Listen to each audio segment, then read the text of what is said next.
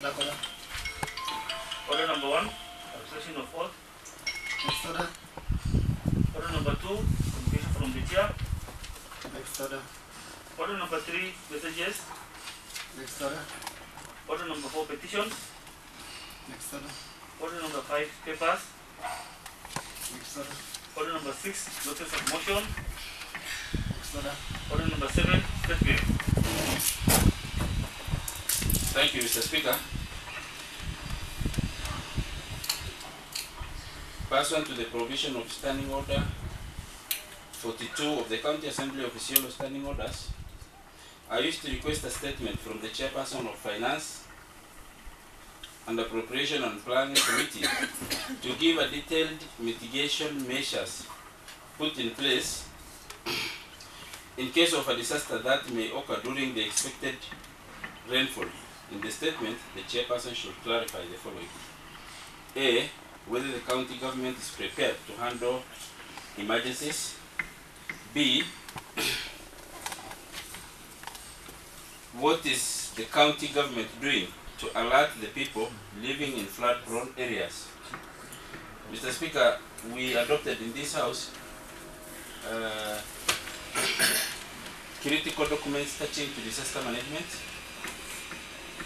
We adopted the policy. Mr. Speaker, we had adopted so many reports in this House touching on the same issues of disaster in the various places in this county. Flood and drought. These two are alternating scenarios. And causes of disaster within our county. Most of the time we either face severe drought, which hamper productivity in the pastoral communities, which visit the losses on those communities and also the farming community.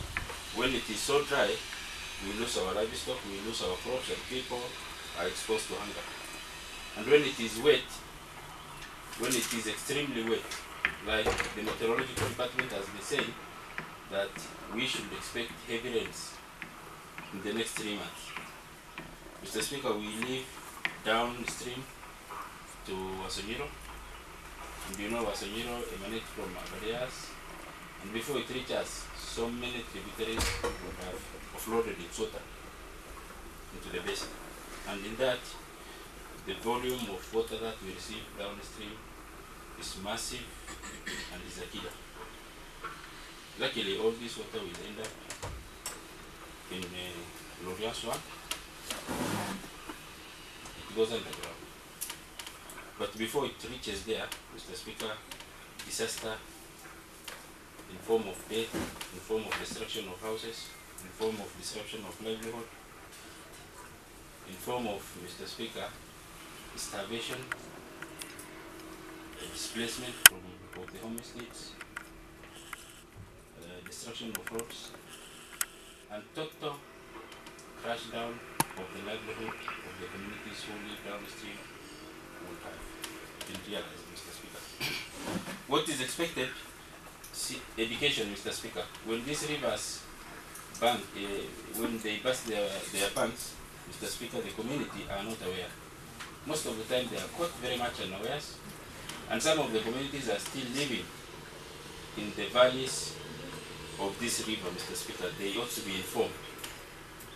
Mr. Speaker, there should have been resource mobilization for this. Evacuation should have happened.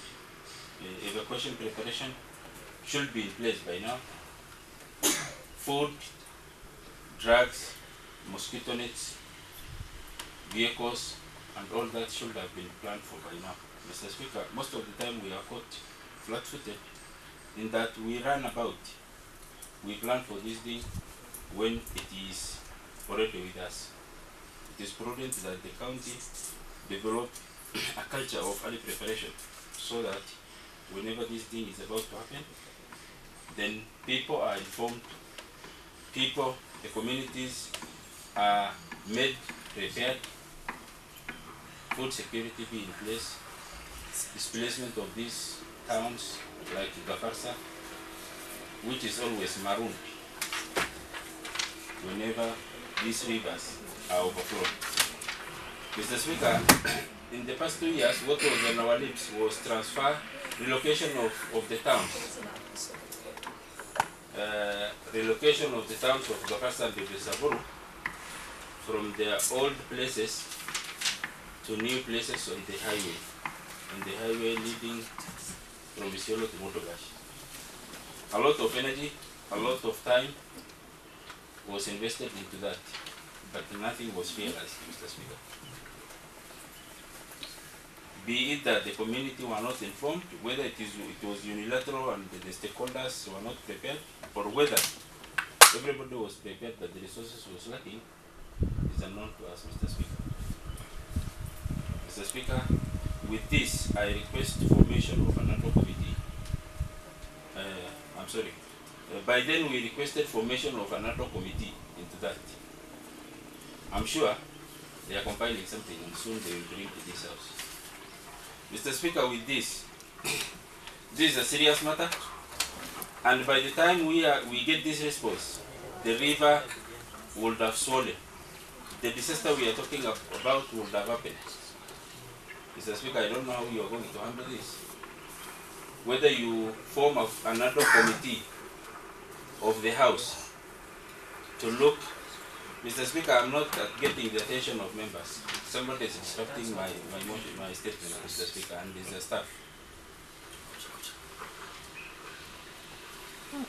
Mr. Speaker, this thing is a call. It's a call to save lives of our people, Mr. Speaker. Mr. Speaker, this disaster, we are almost certain that it will strike us, but asking the county government to give us its, how prepared it is about these scenarios that are likely to happen, whether that is enough or whether we go beyond that and form another committee that will look into how prepared the county is and what are their gaps, what are their strengths, and what are their weaknesses. That would have been more prudent and time-saving than letting us wait for the statement from them. Mr. Speaker, at this time, if at all we will end up with waiting for the report from the sector, it is time that this is hastened up and the report be brought probably in less than 2 weeks' time, the mandatory 2 weeks' time, so that we know into how prepared our county government is, and if there is an urge to ask them to turn some screws on where they have gaps, then we can tell them in time. Thank you, Mr. Speaker.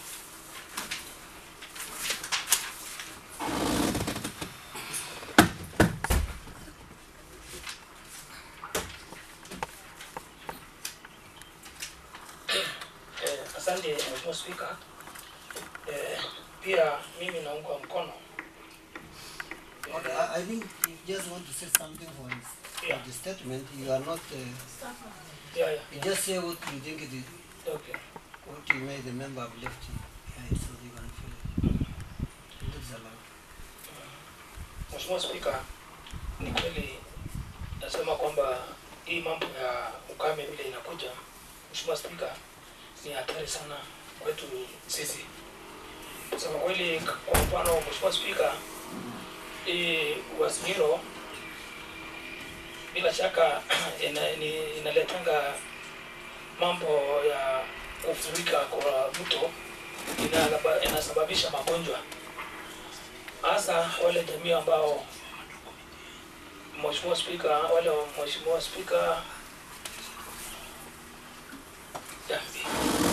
najua kwamba kuna jamii na kuna watu wetu pia wako chini huko ambao Mheshimiwa Spika, wakati hii mto ya Isiolo inafurikika inaleta magonjwa hasa kwa jamii watu wetu ambao wanaishi huko chini. Na pia hata hapa Isiolo kuna wakati mvua ikiwa inanyesha inaleta magonjwa nyingi sana. Kwa hivyo Mheshimiwa Spika, mimi naomba pia naomba pia county aweze kujitayarisha kwa hii mambo ambayo inakuja, kwa sababu kweli mwezi wa pili, mwezi wa tatu bila shaka mvua inaweza kuja, na pia kwa mfano tena mambo zingine, kwa sababu mambo ya Mungu hatujui, mvua inaweza kuja au ukame pia inaweza kuja. Kwa hivyo ni muhimu sana county government kupitia kwa executive waweze kujitayarisha ili waweze kuisaidia watu wetu. Kama ni ukame itakuja, basi wao tayari kusaidia watu wetu. Kama pia ni mambo ya mvua ambao italeta vurugu katika sehemu zetu na magonjwa, pia wawe tayari pia kusaidia. Na pia Mheshimiwa Spika, kweli inatakikana pia hawa waunde hata kama ni komiti ile ambao wanaweza kusaidia kuchunguza mambo haya yanapotokea, kwa sababu tusipojitayarisha mapema itakuwa hatari kwa watu wetu. Zaidi unajua wakati hii vitu inakuja, magonjwa inakuja nyingi sana kwa watu, na pia kwa kama ni mambo ya ukame pia watu wanahitaji chakula, wanahitaji msaada. Kwa hivyo Mheshimiwa Spika, tunaomba sana executive aweze kujitayarisha kwa hii mambo mawili ambao tumezungumzia hapa Mheshimiwa Spika, kwa sababu hakuna mali nyingine watu wetu wanategemea ni kutoka kwa executive, kwa sababu hawa ndio machinery ya kuweza kusaidia watu wetu wanaweza. Kwa hivyo Mheshimiwa Spika, najua hata area yangu kuna maji ambayo inatoka upande ya Miru, ndugu zetu huko, maji ambayo hatujui inatoka wapi, inaingia mpaka ile ya Ngaramara na inaingia hata kwa mji ya town. Na hiyo maji ambayo inatoka mbali, Mheshimiwa Spika, inaleta magonjwa na madhara nyingi sana katika jamii. Na Mheshimiwa Spika, hata hii town hii wakati mvua Mheshimiwa Spika inanyesha haipitiki, kuna mahali ambayo haipitiki hapa. Maji sijui mahali gani inafunguliwa kutoka huko inamwagika hii town kila kona. Kwa hivyo ni jukumu ya executive kuangalia mambo haya, kuona hii mambo ya maji ambayo inaingia town, kuona hii maji ambayo inaingia katika area tofauti, waweza namna ya kuweza kukabiliana na hiyo matatizo ambayo tunatarajia itakuja kwa watu wetu. Kwa hivyo Mheshimiwa Spika, mimi nasema kwamba ingeundwa komiti ya kuweza kusimamia mambo haya na kuchunguza mambo haya kama itaweza kufanyika, kwa sababu ni muhimu sana na ni muhimu kujitayarisha Mheshimiwa Spika. Kwa hivyo mimi nasema asante.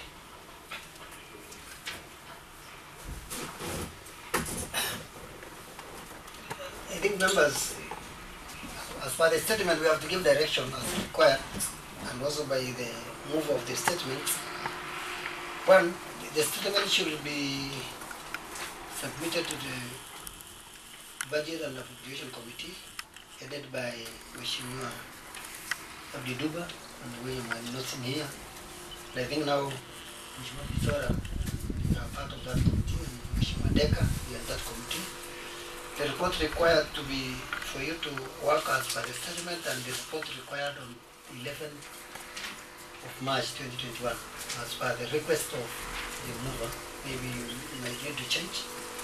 I also remember we, as per the mover, when he was trying to give us the analysis of the report, or statement, we have been also having another committee for the same. And I think you, Mheshimiwa Bisora, you are the one who shared that report with that committee. This house have never get that report to see how we can be implemented. So I think we are just repeating ourselves because we don't have that report. If we have that report, we could have followed to say what have been implemented and what not implemented. So I think leader of majority, if we can get back that report, and that is a special committee, and have his own timetable for the same, could have given that report and tabled the report here, I think we could have got the solution for this. So there is no way we can create another committee when we have already created and the report have not run in this house. Order. Never run in this house. So I don't see the reason we create another committee while we still having an hanging report outside this house, and we created a special ad hoc committee, and I think they all visited in most of the areas. So what is just required is the report, and I think that one will give us now how we can tackle it. It can even it may even help this committee to know that how they can even try, instead of doing a lot of work, they can do this less one. So I think it is good for you to table that report so that we see what we do, because I think they just go hand in hand, because I think that is just for the research of the water, level 3. That's why we created the committee. And we need to know what is the finding of the report and what is the solution that you also have recommendation of the report, so that we know how we can work on this. If we create another ad hoc committee, then I think it will not move around. So I just say this report should go to budgets and appropriations committee. There's a plan to see what to do. So I think we are given up to 11th of next month. I request maybe of something to add on this. Yes, I have something to add. I'm envisaging in looking into preparation, into how prepared the communities and the counties is. And Mr. Speaker, the previous committee went there to look into the disaster of the previous season. And I'm looking at the next season. And Mr. Speaker, that committee has overstayed with its mandate. It is beyond 6 months now since they were supposed to have tabled the report. And Mr. Speaker, is that committee still alive? And should this House expect their report by now when they have stayed for more than 8 months with it? I think the committee had condemned itself to non-existence. Thank you, Mr. Speaker.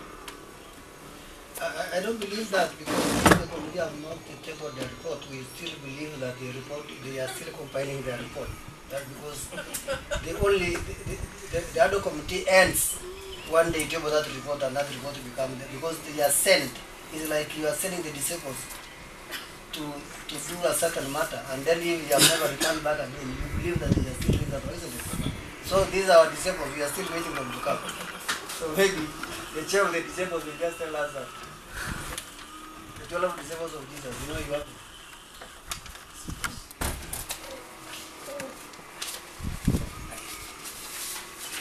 Thank you, Mr. Speaker, sir. As per the statement, it's noted, and we are, as a budget committee, and report back as requested by the owner of the statement. Secondly, on the matters of the committee, as per the establishment of that committee, the term stipulated is 6 months, of which I'm certainly sure that 6 months is over.